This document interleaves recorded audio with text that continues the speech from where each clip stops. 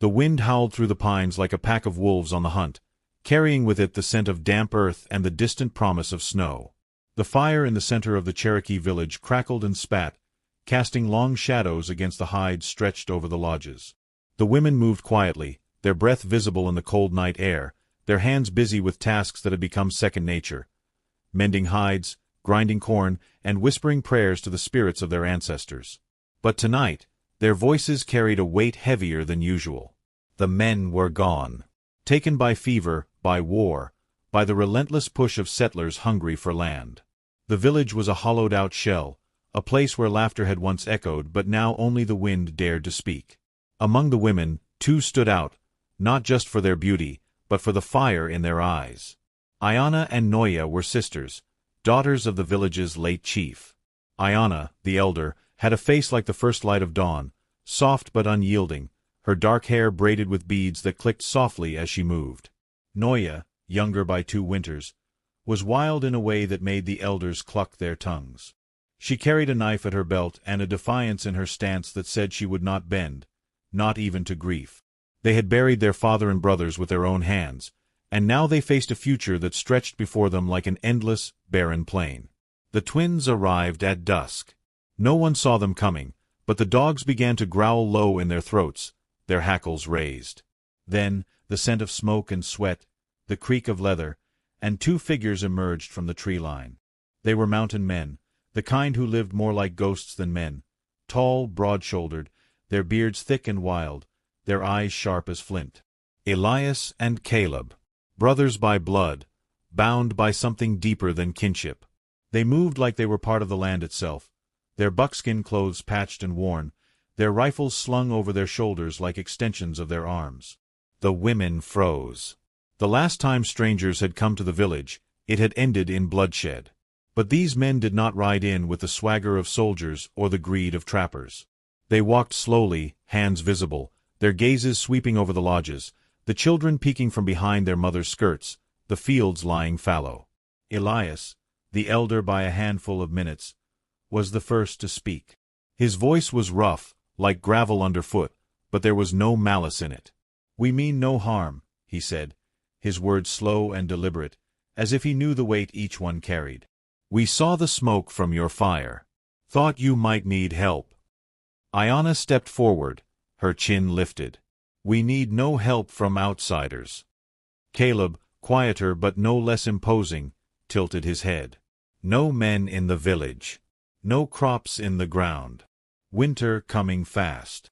He gestured to the fields, the empty racks where meat should have been drying. "You'll starve before the first snow." Noya's hand twitched toward her knife, but Ayanna's voice was steady. "We have survived before." Elias's gaze flickered to the children, their ribs too visible beneath their tunics, their eyes too large in their gaunt faces. "Surviving ain't living." Silence stretched between them, thick and heavy. The fire popped, sending a shower of sparks into the night. Ayanna looked at her sister, then back at the twins. She knew what they were offering. It wasn't just food or protection. It was a future. A way to keep the village from fading into the earth like the footprints of the dead. Noya's voice was barely above a whisper. "What do you want in return?" Caleb's eyes met hers, unflinching. "A place by the fire. A share of the work. And—" he hesitated, then said it plain. "A chance to leave something behind." Ayanna understood. The women of the village had spoken of it in hushed tones, when the night was deepest and the loneliness most acute. They were young, most of them. Fertile. And the twins were strong, their blood good.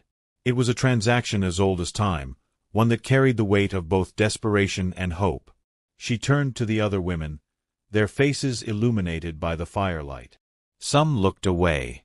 Others met her gaze, their eyes glistening. There was no shame in survival. No dishonor in choosing life over pride. Ayanna faced the twins again. "You'll work the fields. Hunt. Teach the boys to track. And you'll treat the women with respect." Elias nodded. "You have my word." Caleb added, "And mine." The agreement was sealed not with words, but with action. The twins set to work immediately, their hands rough but sure as they helped reinforce the lodges against the coming cold, their laughter deep and unexpected as they played with the children. The women watched, their hearts a tangle of fear and something else, something that felt dangerously like hope. As the night deepened, the fire burned lower, and the village settled into an uneasy quiet. Iona found Elias by the edge of the woods, sharpening his knife. He looked up as she approached, his expression unreadable.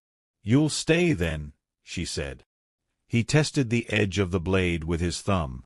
"For as long as you'll have us." She studied him, the lines around his eyes, the scar that ran from his temple to his jaw, the way his hands moved with the certainty of a man who had spent his life carving out a place in the world. "And after?" Elias met her gaze. "After is a long way off." The days that followed were a blur of labor and learning. The twins worked from dawn until dusk, their strength and skill breathing new life into the village. Elias taught the older boys how to set traps and track game, his voice patient as he showed them how to read the signs left by deer and rabbit in the soft earth. Caleb, meanwhile, took charge of the fields, his hands calloused from years of wrestling with the land. He plowed the stubborn soil, his broad shoulders straining as he turned the earth, preparing it for the seeds the women would plant. The children followed him like shadows, their laughter ringing through the air as he told them stories of the mountains, of bears as big as boulders and rivers so clear you could see the fish darting beneath the surface. Iona watched them from a distance, her arms folded across her chest. She had seen men like this before, men who moved through the world as if it belonged to them. But the twins were different. They did not take, they gave. And that, more than anything, unsettled her. Noya, however, was less guarded. She joined Caleb in the fields, her hands working alongside his as they planted the last of the corn. The sun beat down on them, and sweat glistened on her brow, but she did not complain. Instead, she matched his pace, her movements sure and confident. Caleb glanced at her, his expression unreadable, but there was a softness in his eyes that had not been there before. "You're strong," he said at last, his voice rough but not unkind. Noya wiped her forehead with the back of her hand. "I have to be." He nodded, as if he understood the weight of those words. "We all do." That night, as the village gathered around the fire, the twins sat among the women and children, their presence no longer foreign but familiar. The women spoke quietly, their voices weaving stories of the past, of hunts and harvests, of love and loss.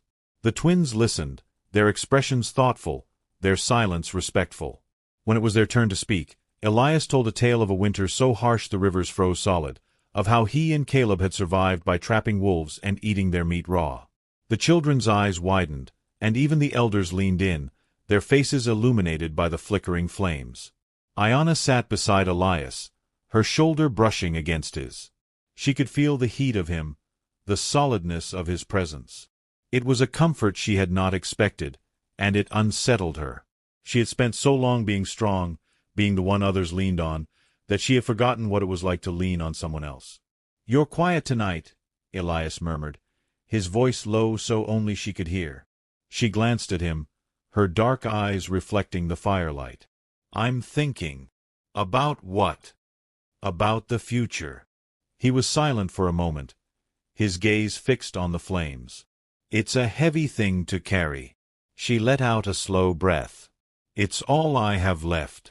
Elias reached for a piece of dried meat from the pile beside him and handed it to her. "Then let us help you carry it." Iona took the meat, her fingers brushing against his. The touch was brief, but it sent a jolt through her, a spark that ignited something deep inside. She looked away, her heart pounding in her chest. This was not part of the agreement. This was not what she had planned. But perhaps, she thought, that was the point. As the nights grew longer, the bond between the twins and the women deepened. The village, once a place of quiet sorrow, began to hum with a cautious energy. The children no longer flinched at the sound of footsteps, and the women no longer looked over their shoulders, waiting for the next disaster to strike.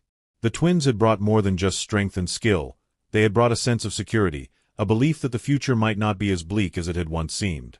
One evening, as the sun dipped below the horizon, painting the sky in shades of gold and crimson, Iona found Elias standing at the edge of the village, his gaze fixed on the distant mountains. She joined him, her arms wrapped around herself against the evening chill.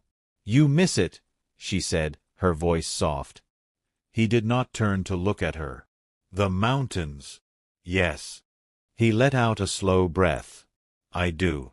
But this—" He gestured to the village, to the lodges and the fields and the people moving about in the fading light. "This is something else. Something worth staying for." Iona studied his profile, the strong line of his jaw, the way his hair curled slightly at the nape of his neck. "And if we asked you to stay forever?" Elias turned to her then, his eyes searching hers. "Would you?" She did not answer. Instead, she reached for his hand, her fingers intertwining with his. The touch was tentative, uncertain, but it was a beginning. A promise of something more. The first snow came early that year. It fell silently in the night, blanketing the village in white, softening the edges of the world. The children woke to a transformed landscape, their shrieks of delight echoing through the stillness as they ran outside, their bare feet sinking into the cold powder. The women moved more slowly, their breath misting in the air as they tended to the fires and checked the stores of food. Winter had arrived, and with it, the long months of waiting. Elias and Caleb worked tirelessly, reinforcing the lodges against the wind, hunting whatever game they could find in the frozen woods. The women watched them, their admiration mingling with something deeper, something unspoken. The twins had become more than just protectors, they had become part of the village, part of its heartbeat. Iona found Elias one evening as he sharpened his knife by the fire.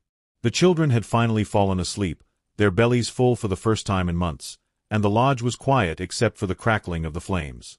She sat beside him, her hands folded in her lap, her dark eyes reflecting the flickering light.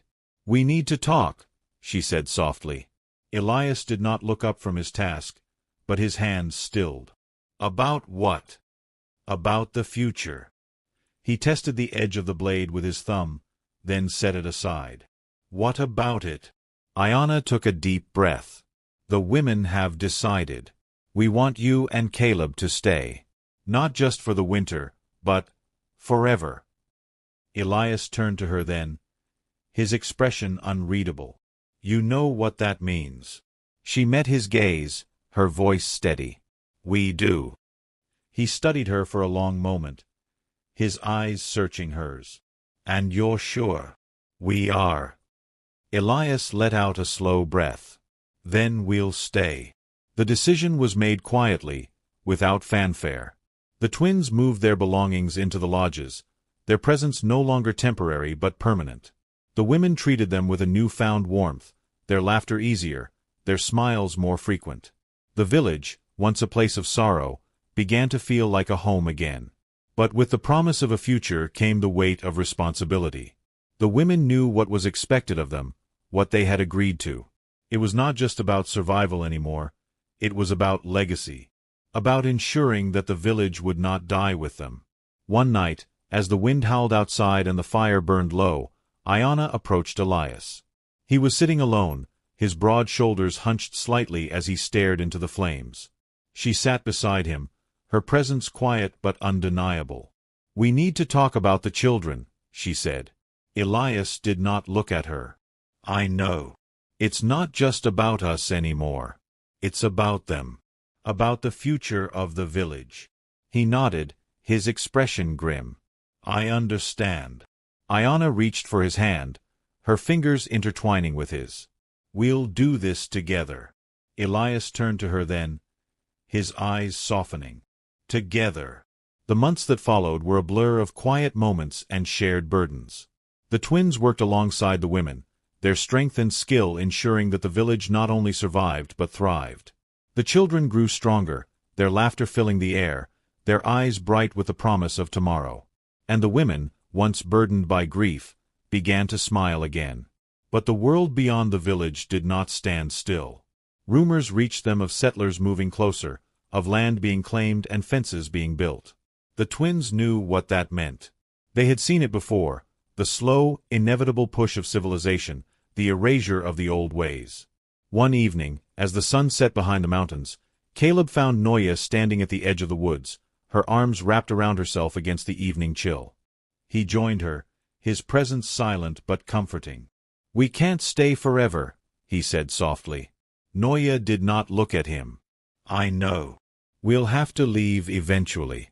To find a place where the village can be safe." She turned to him then, her eyes glistening in the fading light.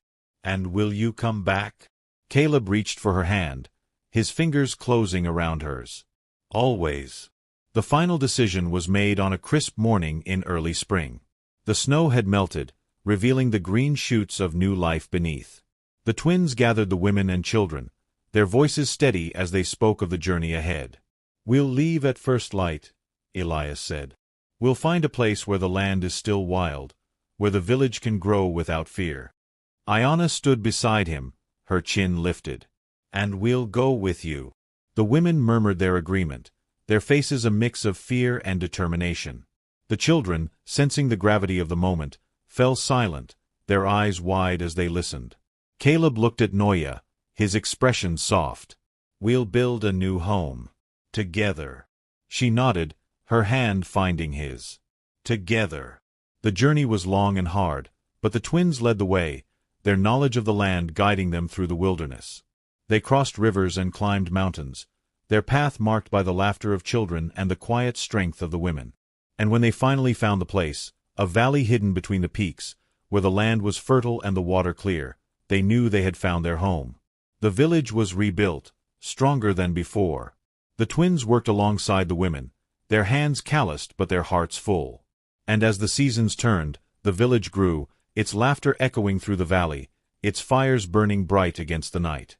Iona stood one evening at the edge of the new village, her hand resting on her swollen belly. Elias joined her, his arms slipping around her shoulders as they watched the children play in the fading light. "We did it," she murmured. Elias pressed a kiss to her temple. "We did." And as the sun dipped below the mountains, painting the sky in shades of gold and crimson, the village stood strong, a testament to the power of hope, of love, and of the unbreakable bond between the mountain men and the Cherokee women who had chosen to trust them.